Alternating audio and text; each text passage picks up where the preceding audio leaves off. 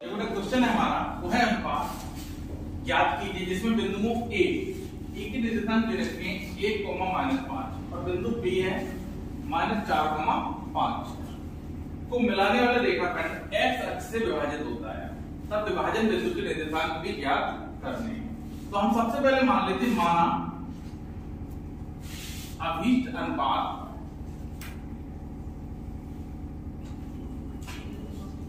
के अनुपात 1, ये आपका m1 हो जाएगा और ये m2 हो जाएगा। बिंदु आपके a दे रखी है, ये x1 है, ये y1 और ये x2 और ये y2। जब ये कंडीशन इसमें अप्लाई करें तो विभाजन बिंदु को जो होता है, तो अंतर विभाजन के लिए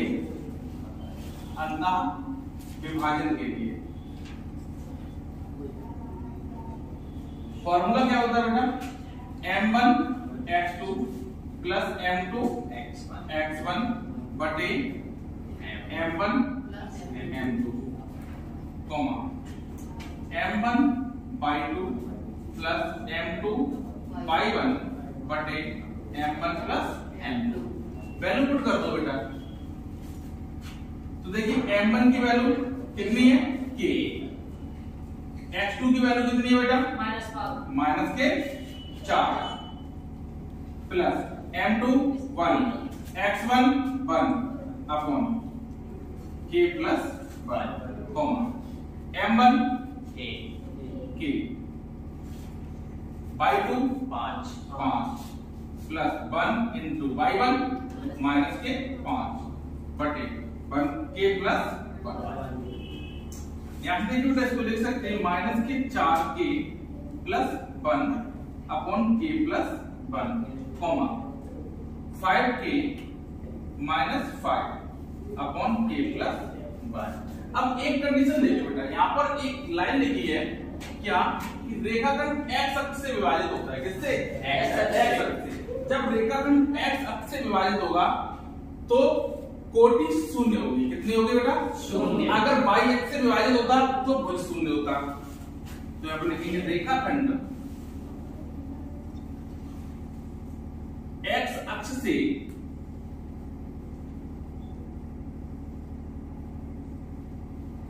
विभाजित होता है तब बिंदु की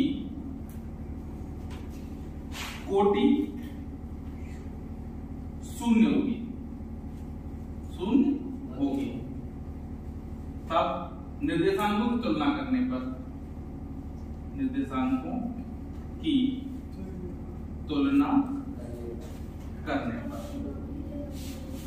तो बेटा कोटि वाला कौन सा है, पहला x होता है और दूसरा y होता है। तो ये भुज होता है, ये कोटि होती है, तो कोटि कितनी है 0। तो 0 बराबर 5k minus 5 upon k plus 1।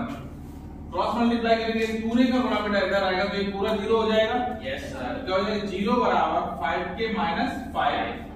तो 5k इक्वल 5 और k बराबर कितना आएगा बेटा, 5 अपॉन 5। तो k की वैल्यू कितनी आएगी बेटा, 1। अनुपात हमने बेटा कितना माना था, अभी अनुपात कितना माना था बेटा, k अनुपात 1। तो क्या आंसर आएगा बेटा, 1:1 यानी 1:1। ठीक।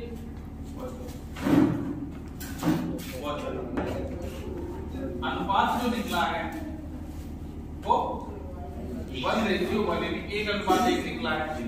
ठीक। अब हमने एक निर्देशांक की तुलना कर ली थी, अब दूसरा देखिए बेटा x के बराबर है। तो x बराबर क्या हो जाएगा, माइनस का 4k plus 1 upon k plus 1। यहां पर k की वैल्यू रख दो, k का मान रखने पर तो x बराबर माइनस के 4 गुणे 1 धन 1 बटे 1 धन 1। तो x बराबर माइनस के 4 प्लस 1 बटे 2। तो x बराबर आंसर आया माइनस का 3 बटे 2। और हमने जो बिंदु निकल कर आए थे बेटा x, 0 होंगे, x का मान कितना है -3/2, 0। यही हमारा इसका आंसर होगा। ठीक ठीक बेटा, अगला क्वेश्चन है हमारा, उस त्रिभुज का केंद्र ज्ञात कीजिए जिसके शीर्ष 7,5, 5,7 तथा -3,3। मान लो कि त्रिभुज है ए बी और सी। ठीक, इसका ये कोई केंद्र जी है। इस जी के निर्देशांक हमें पता करना है। ए के निर्देशांक दे रखे हैं हमें 7,5, बी के निर्देशांक दे रखे हैं 5,7 और सी के निर्देशांक दे रखे हैं -3,3। ठीक, ये आपका x1 y1 x2 y2 x3 और y3। बेटा त्रिभुज का केंद्र ज्ञात करने का एक सूत्र होता है। त्रिभुज का केंद्र G x, y बराबर होता है x1 plus x2 plus x3 बटे 3, y1 plus y2 plus y3 बटे 3। पहले नोट तो आंसर आ जाएगा। तो g के निर्देशांक क्या निकल के आएंगे बेटा? 7 प्लस 5 प्लस -3, 7 प्लस 5 प्लस -3 बटे 3, 5 प्लस 7 प्लस 3 बटे 3। तो क्या हो जाएगा? 7 और 5 12, 12 में 3 कम करो कितने बचे बेटा? 9, यानी 12 -3 बटे 3, 7 में 12 और 3 15 बटे 3।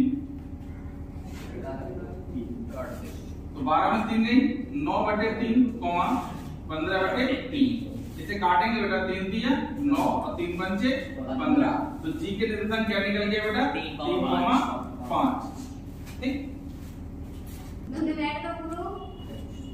यदि बिंदु 1,2, 4,22, x,6 और 3,5 इसी क्रम में लेने पर एक समांतर चतुर्भुज के शीर्ष।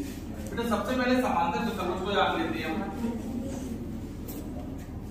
बेटा ये समांतर चतुर्भुज इसकी आमने सामने की होता है। कैसी है बेटा?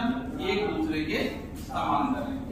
ए बी सी और डी, यानी कि बिंदुओं को इसी क्रम में लेना है। ए के निर्देशांक 1,2, बी के निर्देशांक 4,y, सी के निर्देशांक x,6 और डी के निर्देशांक 3,5। एक समांतर चतुर्भुज के शीर्ष से तो x और y का मान हमें पता करना है। तो हमें समांतर चतुर्भुज की एक बात याद है बेटा, क्या कि समांतर चतुर्भुज के विकर्ण, समांतर चतुर्भुज के विकर्ण एक दूसरे को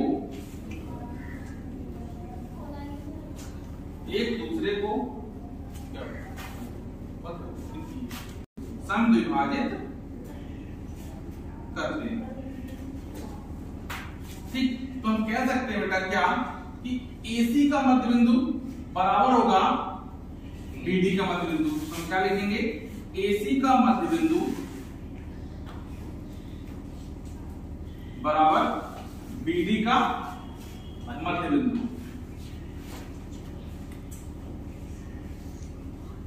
तो देखिए बेटा AC का मध्य बिंदु, तो मध्य बिंदु के निर्देशांक का फॉर्मूला बेटा क्या होता है? x1 प्लस x2 बटे 2, y1 प्लस y2 बटे 2।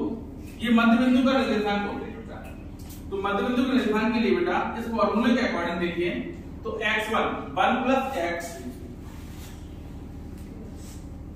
ठीक, x1 प्लस x2 बटे 2, 2 प्लस 6 बटे 2 बराबर ऐसी कंडीशन बेटा 4 प्लस 3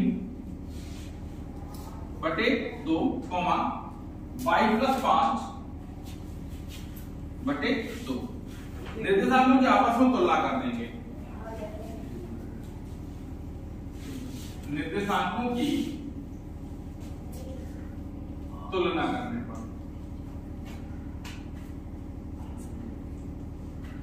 तुलना करेंगे बेटा, देखिए तो 1 प्लस x बटे 2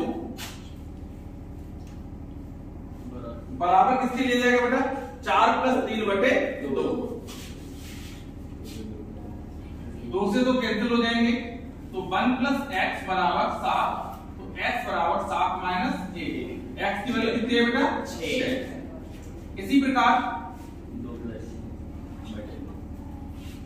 दूसरा निर्देशांक है हमारा y, तो 2 + 6/2 इक्वल y + 5/2। 2 से 2 कैंसिल, 6 और 2 8 बराबर y + 5। तो y की वैल्यू निकल के आएगी क्या 8 - 5, y बराबर आया 3। तो x और y के मान हमारे निकल के क्या आए, x बराबर 6 और y बराबर 3। ठीक।